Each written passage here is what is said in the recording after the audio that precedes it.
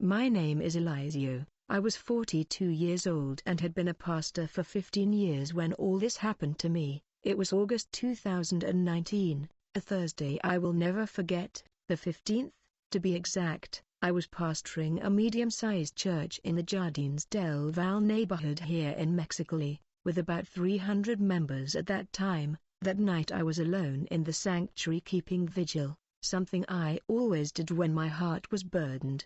The church was going through serious financial problems, members were leaving, offerings were falling, and overdue bills were piling up. I needed to hear from God. I needed direction, an answer that would give me clarity. It was 3:00 a.m. when something strange began to happen. The air inside the church became dense, heavy, different from the dry heat of Mexicali, which we know so well. It was as if the air itself had gained weight. You know what I mean.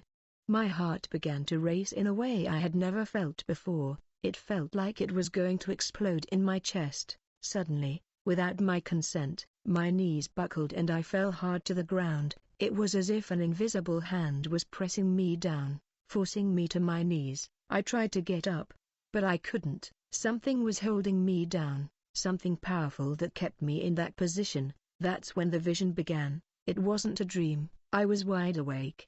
But it was as if a movie was unfolding before my eyes. I began to see people I knew very well. They were members of my own congregation, people who sat in the pews every Sunday. I saw Liliana's face, that young woman with curly hair who sang in the worship team. I saw Osvaldo, the deacon with the neatly pressed shirt, who always helped collect the offerings, and they were screaming in a desperate way that tore at my soul. They were engulfed in flames with expressions of terror and regret I had never seen on a human face. I wanted to close my eyes, but I couldn't. It was as if I needed to see it, as if God were forcing me to witness something I had ignored for too long. Tears began to stream uncontrollably down my face, soaking my shirt. That's when I felt a presence beside me. I slowly turned my head and saw a being of light standing there, watching me intently. Later I understood that it was an angel, but at that moment I only knew that it was something supernatural, something that didn't belong to this world. It had a serious, almost sad expression, as if it carried a great weight. The angel looked at me and said in a voice that resonated throughout my being, "Elisha, you need to see what happens to those who steal from God." I was trembling from head to toe, wanting to understand what this meant, stealing from God. How could that be? These people were believers, they were churchgoers. They sang, they prayed, they raised their hands in services, but before I could ask any questions, the angel continued in a grave voice, "What you are seeing is only the beginning. There is much more you need to understand about divine justice." And then the vision began to change, to deepen, showing me things that went far beyond what I had imagined possible. The temperature in the temple dropped sharply despite the August heat. I felt a chill run down my spine as the vision intensified before my eyes. I knew that my life and my ministry were about to change forever, that after that night I would never again be the same pastor I had been for 15 years. The vision continued, and the angel began to explain something that left me completely shaken. He showed me that during all these years in my ministry, I had preached about almost every sin. I spoke about adultery, lying, stealing, vices, and addictions, but there was one specific sin that I treated lightly. As if it weren't really that serious, the tithe. The angel said, and I felt a tightness in my chest that took my breath away. In my mind, the tithe was something negotiable, you know? If a person was unemployed, it was okay not to give it. If they had a family emergency, God would understand. That's how I thought, and I ended up passing that same carelessness on to the church members.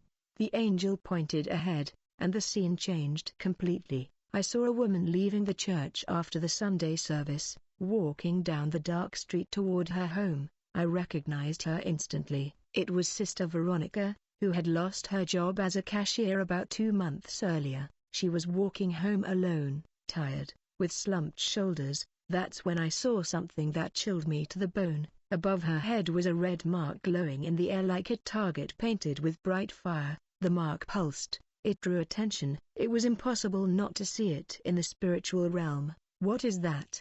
I asked the angel in a loud voice, trembling, but he only raised his hand asking me for silence. Out of nowhere, 3 horrible creatures appeared, emerging from the shadows of the street. They were grotesque, with twisted bodies that blended human and animal form. They had long, filthy claws, open mouths full of teeth as sharp as rusty needles. They began to follow Sister Veronica, sniffing the air around her, licking her lips as if they were starving. She withheld the tithe for 6 months in a row.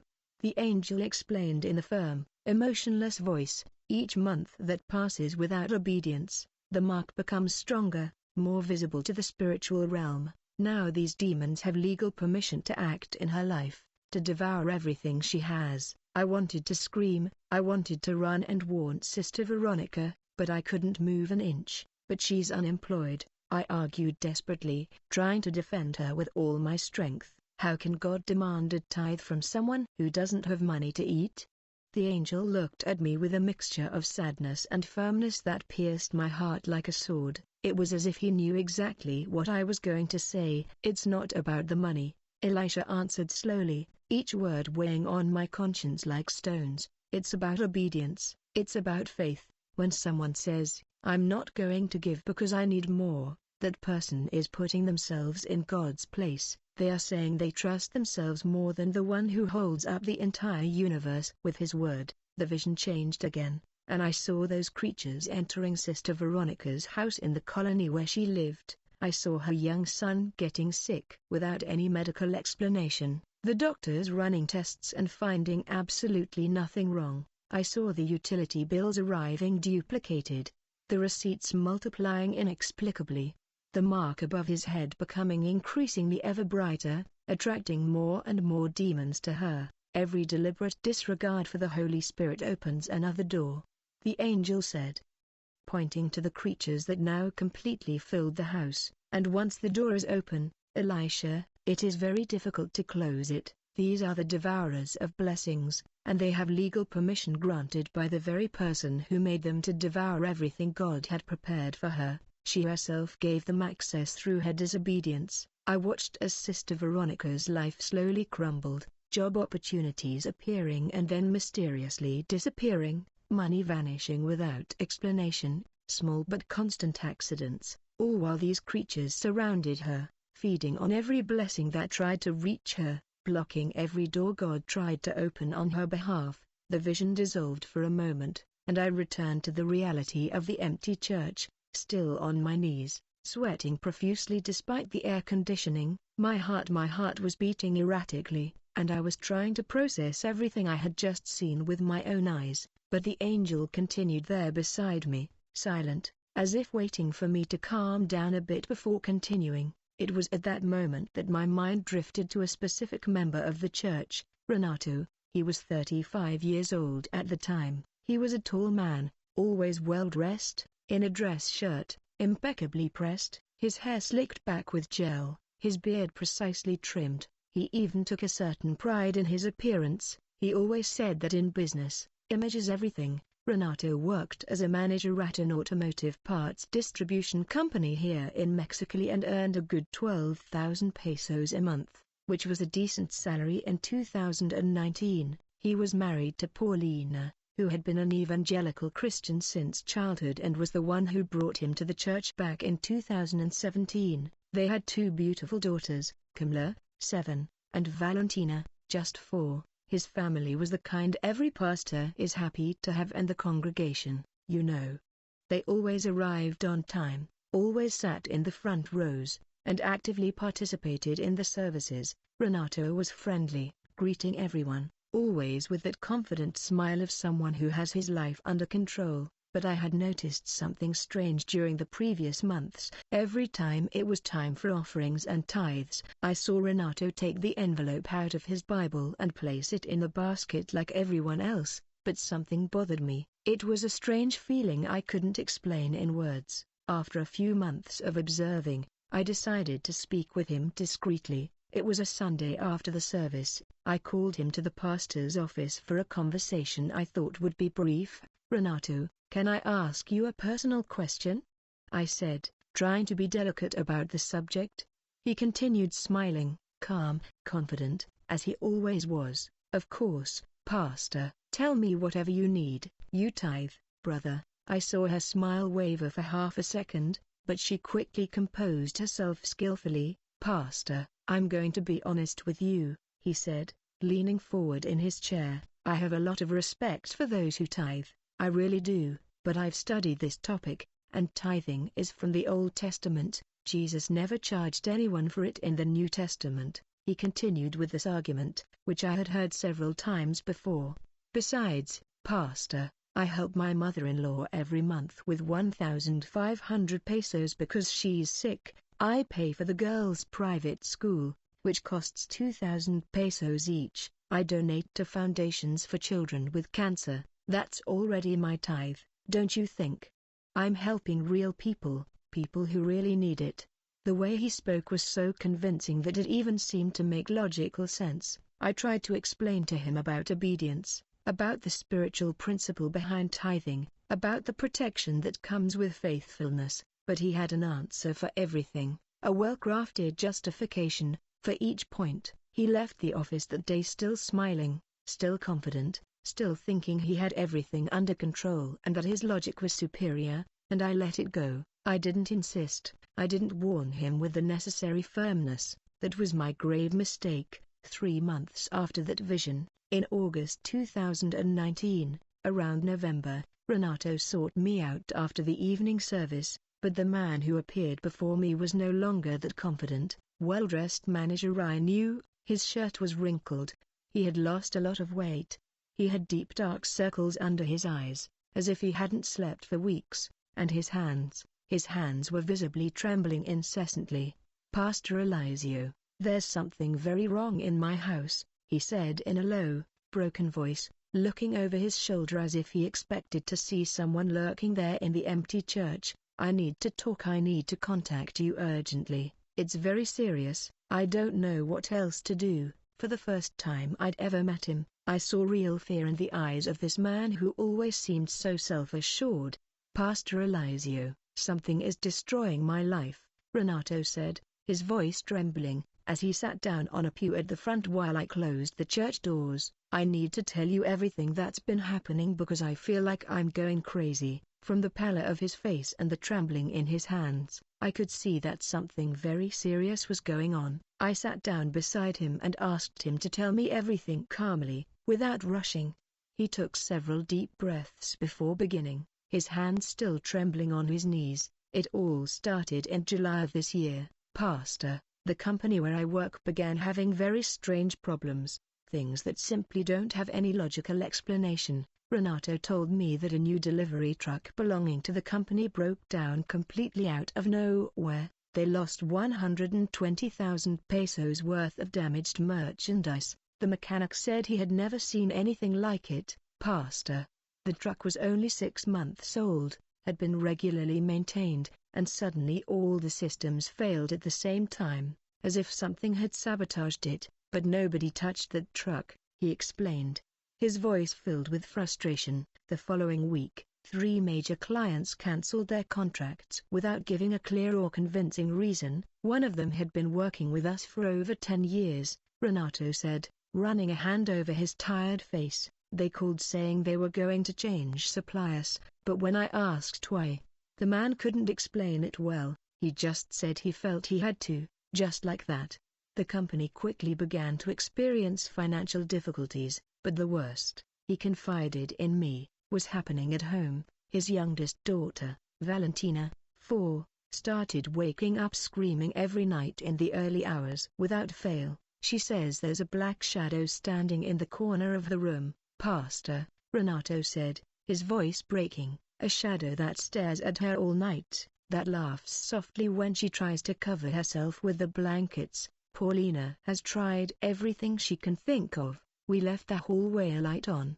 put a crucifix on the wall. We even slept in the room with Valentina some nights, but the girl still sees that thing, still terrified of being alone in the room." I saw tears welling up in Renato's eyes as he spoke of his young daughter, his wife, Paulina also started having terrible nightmares every night without fail. She wakes up drenched in sweat, crying, saying she dreamed of the house on fire, the girls drowning in the river, horrific accidents, always horrible things, Pastor. Every single day without fail. Renato was visibly desperate, his voice trembled with every word he spoken. It was then that he rolled up his shirt sleeve and showed me something that took my breath away completely. He had purple marks on his arm, like long fingers squeezing his skin with brutal force. I wake up with these marks almost every week, Pastor, a new one each time. It's as if something is holding me down during the night while I sleep,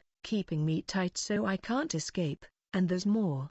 He continued, now almost whispering with obvious fear. I feel something watching me all the time in the house, I'm at work, when I'm driving, when I'm in the shower. It's a heavy, oppressive presence that follows me everywhere. Sometimes I hear low laughter when I'm alone in a room, and the worst part, the very worst part, is that I know it's not my imagination. Pastor, this is completely real. Something is hunting me and my family. That same week as our conversation, Renato was fired from the auto parts distributor. The owner told him he was distracted, lacking focus, making serious mistakes that weren't typical of him. 3 weeks after losing his job, his eldest daughter, Kamla, 7, fell down the stairs at home and broke her right arm. The girl swore, crying desperately, that something had pushed her from behind.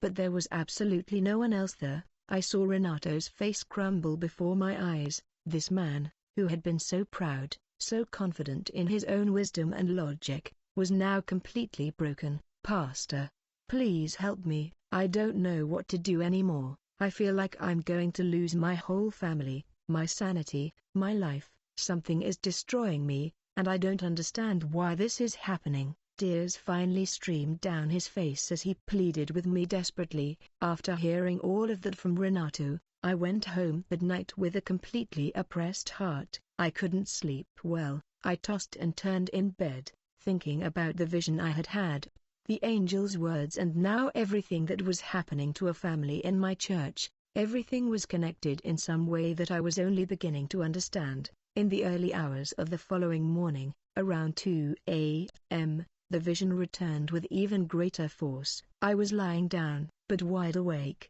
when I felt that same heavy presence filling the entire room. The angel appeared again, this time with an even more serious expression than before, almost solemn. You need to understand how God's justice works, he told me, without any beating around the bush or preamble. Suddenly I was no longer in my room. It was as if we had been transported to another completely different place, a place that seemed infinite, with columns of light rising without any visible end. In the center was something gigantic, the size of an entire wall of my house. It was a book, an ancient, enormous book, with pages that shone like aged gold under a celestial light. Every person has an account recorded here, the angel explained, walking slowly toward the book. He ran his hand over the cover with reverence and extreme care. And nothing, absolutely nothing, is ever forgotten. Every peso that comes in, every peso that is deliberately withheld, is recorded with perfect precision on these pages. My heart began to race as he slowly started to turn the pages. He stopped on a specific page, and I saw Liliana's name written there in absolutely perfect calligraphy. Liliana Campos said at the top, member since 2015, monthly income, 4,800 pesos, tithes owed 23,400 pesos, tithes paid, 0 status, debtor, and below in red letters that seemed to burn, time of torment equivalent, 400 years. I fell to my knees when I saw that overwhelming number, 400 years. My God, 400 years for 23,000 pesos. Angel, this is unfair, I cried out, tears streaming uncontrollably from my eyes. She's a good girl, she sings in the worship, she comes to all the services. How can it be 400 years of torment for money?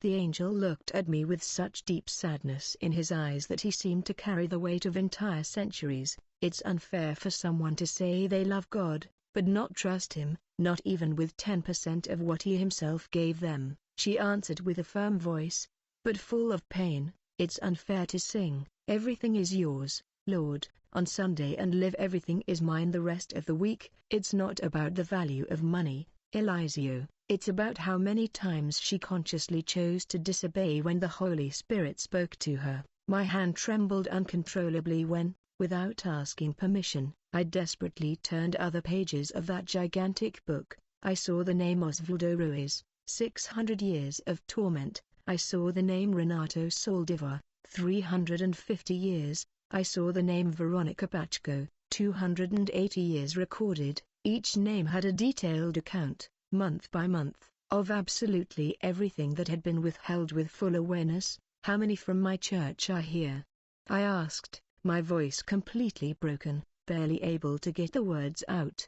The angel turned several pages, quickly, pausing at different points, counting meticulously with his finger. He looked at me with that serious expression and said a number that made me feel as if the ground were completely disappearing beneath my feet. "From your church, Elisha, 43 people are on this list of debtors, 43 who claim to serve God with their lips, who raise their hands in worship, who sing with emotion, who pray fervently, but consciously steal from Him, month after month, year after year, without repentance." I felt like I was going to faint right there. I wanted this to be just a horrible nightmare, but I knew deep down that it was too real to be a lie.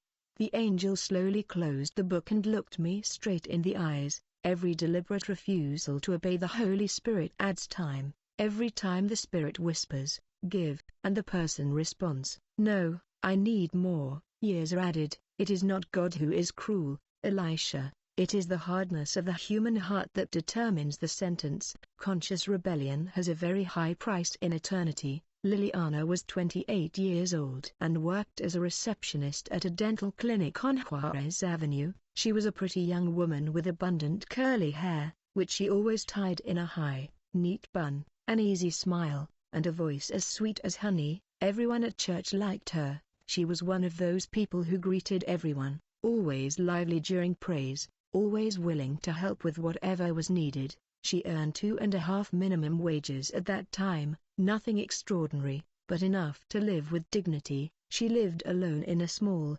one-bedroom apartment in the Pueblo Nuevo neighborhood, which she proudly said she paid for with her own hard work. She had never depended on anyone. She had always been independent since leaving her parents' house at 23. After that vision of the book, with all the names recorded, I knew I needed to speak with her urgently. I called Liliana to the pastor's office one Wednesday afternoon, when the church was empty and no one would interrupt us. "Liliana, can I ask you a personal question?" I said when she sat down in the chair across from my desk with her usual smile. She was still smiling, relaxed and confident. "Of course, Pastor, tell me what you need to know." I took a deep breath and got straight to the point without beating around the bush. "You tithe, sister." The smile vanished from her face in that very instant. I saw tears welling up in her eyes. Even before frustration appeared on her expression, she looked away toward the window, biting her lower lip hard. "Pastor, you don't know how difficult it is for me," she began, her voice trembling noticeably. "I live alone. I pay 3,500 pesos in rent. I have to pay for water, electricity, internet, food, bus fare. Sometimes I don't even have enough left to eat decently at the end of the month, and you want me to give 480 pesos to the church every month." Her voice began to rise as emotion completely overwhelmed her. "I have a dream, Pastor," she continued, tears now streaming down her cheeks. "I want to study nursing. It's all I've ever wanted since I was a little girl. I've already saved 8,000 pesos. I've been saving for 2 whole years for that. If I start tithing now, it's going to delay my plans by at least 2 more years. I'm going to get my degree first. I'm going to achieve that dream, and then, when I'm a nurse and earning more, then I'll go, to begin decimating as it should be done. So, are you choosing your plans over God?" I asked her in the gentlest voice I could muster, with no intention of attacking or judging her. She became visibly upset, angrily wiping away her tears, and abruptly rising from her chair. "Pastor, with all due respect, But this tithing thing is very controversial and contentious. There are so many people online saying it's the work of thieving pastors who want to get rich at the expense of poor members. I prefer to save my money and use it when I deem it necessary for things I truly and urgently need," she said, gripping her purse tightly. "I serve God in other important ways. I sing in worship, I pray every day, I read my Bible every night before going to sleep. That doesn't count for anything. It's all just money." I tried to explain the vision to her, the heavenly book she had seen with her name written in it, the 400 years of torment recorded, but she wouldn't listen to a word. More, she shook her head repeatedly, already at the door of the office, ready to leave. "Forgive me, Pastor, but I don't agree with that at all. God isn't interested in such a cold way," and she left, slamming the door shut, visibly offended and upset with me. I sat there silently, knowing in my heart that something terrible was going to happen to her, but unable to do anything to prevent it. 2 months later, in January 2020, Liliana had a motorcycle accident on her way home from work around noon. She crashed into a light pole near Juarez Avenue, where she worked. Nothing physically serious, some scrapes on her arm and leg. Her face was bruised, but she sought me out, trembling with fear. 2 days after the accident, urgently asking to talk. "Pastor, what happened was so strange and terrifying," Liliana said, sitting in my office, still with bandages on her face. On her arm, she was pale as wax, with deep dark circles under her eyes, completely different from the lively girl I knew so well. "Moments before the accident, I swear to God I saw a black shadow cross directly in front of my motorcycle without any warning," I continued explaining, my voice trembling. "It wasn't a normal person like you and me, Pastor. It was like black smoke in the shape of a person, but with eyes, and that thing looked me straight in the eyes and smiled in a horrible way. It was a smile full of pure evil, of hatred." Then I completely lost control of the motorcycle and crashed into the pole. Unable to do anything, I felt that familiar chill run down my spine as she spoke. A week after the motorcycle accident, Liliana returned from work at 7 p.m., and found her apartment completely ransacked. The strangest thing of all, Pastor, is that the door was completely untouched, without any damage. The lock didn't have a single scratch, not a single mark, absolutely nothing. But when I went inside, it was a total disaster, complete chaos. Her voice trembled as she began to list everything that had been stolen. "They took my laptop, which I bought on a 12-month payment plan and was still paying for. They took my 40-inch television, which was my pride and joy, my grandmother's jewelry, which was the only memory I had of her." She stopped, took a deep breath, and continued in a broken voice, "And they took the money I kept in an envelope inside my bedroom closet, hidden among my clothes." "How much was in that envelope?" I asked, already suspecting what the exact answer would be. Liliana began to cry uncontrollably. 8,000 pesos, Pastor. I saved that money for 2 whole years. It was all the money for my university tuition, for my dream of becoming a nurse. They took absolutely everything, everything I had saved with so much sacrifice for so long." She placed her face in her hands and she wept desperately. I quickly did the calculation in my head. 2 years saving her tithe of 480 pesos a month. That was exactly 8,000 pesos. It wasn't some twist of fate, it was spiritual mathematics working exactly as the angel had shown me in the vision. The devourer had full legal permission to take what she had withheld, but the worst was yet to come in her life. A week after the mysterious theft, in March 2020, Liliana was returning from her night shift after a long and exhausting one. She was waiting for the bus at the stop there on Juarez Avenue. Tired after a long day at the dental clinic, there was hardly anyone on the street at that late hour. It was then that she felt someone stop right beside her without making a sound. He was a tall, well-dressed man in a dark, elegant suit, with a strange and unsettling smile on his face. "Liliana," he said in a soft but chilling voice. She was immediately surprised because she didn't know this man from anywhere. "How do you know my name, sir?" she asked, cautiously taking a step back. The man laughed in a way that sent a chill down her spine despite the characteristic heat of Mexico. I know you very well, Liliana. I know every decision you've made in your life, every choice you've made. He moved closer to her, maintaining that unsettling smile. Do you think God really cares about a few pesos? You're intelligent, you need to think of yourself first, and you've been doing exactly that. I completely agree with all your decisions and choices. At that precise moment, Liliana looked directly into his eyes, unable to stop herself, and what she saw made her fall to her knees right there on the sidewalk in front of the crowded bus stop. She swore to me later, sobbing hysterically, "Pastor." His eyes, for a second I saw fire burning inside those eyes. I saw pure hatred, absolute evil like I had never seen before. That wasn't a normal man. What was standing in front of me wasn't human. Liliana screamed the name of Jesus right there on the sidewalk with all the strength she had left in her body. Jesus, Jesus, Jesus. She repeated it several times in a row, trembling with absolute terror, and when she finally opened her eyes again to look, the man had completely disappeared. He hadn't run anywhere, he hadn't gotten into any vehicle, he simply vanished into thin air as if he had never been there. And do you know what the scariest thing about all this is, Pastor? She told me the next morning, still visibly trembling.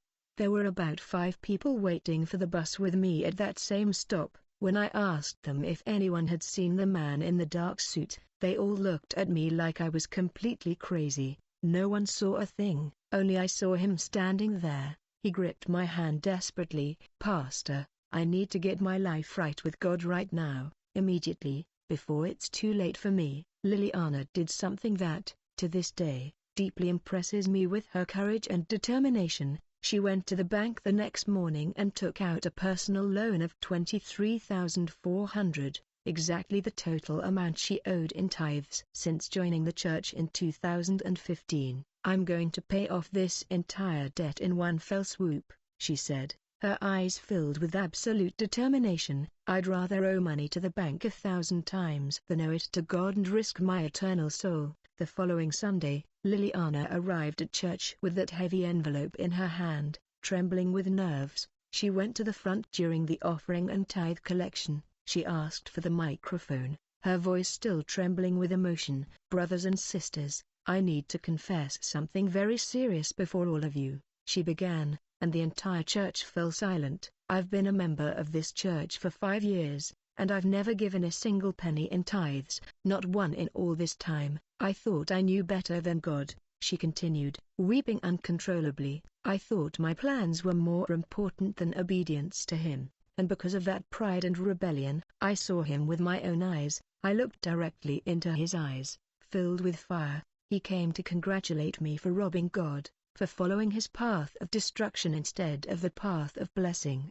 The entire church was weeping along with her in that powerful moment. She placed the thick envelope on the altar with trembling hands and fell to her knees before the entire congregation. Lord, forgive me for having been so proud and foolish. Forgive me for putting my dream of college above you. I choose to obey you now, no matter the price I have to pay. It was one of the most impactful and powerful moments I have witnessed in my 15 years of pastoral ministry. Do you know what happened exactly 1 month after that Sunday? The dental clinic where Liliana worked called her for an important meeting. The owner of the clinic told her he was deeply impressed with her dedication and responsibility and that he was going to promote the administrative coordinator for all the branches. A new salary, 8,600 pesos a month, an 80% increase in one fell swoop, almost double what I was earning. Pastor, in exactly 1 year, I managed to completely pay off the bank loan, Liliana told me, radiant with joy, in 2021. And do you know what the most incredible thing about all this is? After I started faithfully tithing every month, I have more money left over at the end of the month than I did before when I earned less and didn't tithe. It doesn't make any sense in normal human math, but it makes perfect sense in God's divine math. Today, in 2025, Liliana is one of the most generous people in the entire church and leads the entire worship ministry. She always shares her testimony with new members, That man at the bus stop wasn't human at all. It was God himself coming to congratulate me for being on the direct path to eternal destruction. That horrible night saved me from the damnation of hell and changed my life forever. But not all the stories had such a happy and restorative ending as Liliana's. There was still Osvaldo's case, and this one still pains me deeply to this day when I tell it, because the damage was permanent and irreversible. His case served as a stark warning to the entire church about what happens when we play with God's sacred things for too long without repentance. Osvaldo was 52 years old and had been a respected deacon in the church for 5 years when I discovered the terrible truth about him. He was a man highly respected by the entire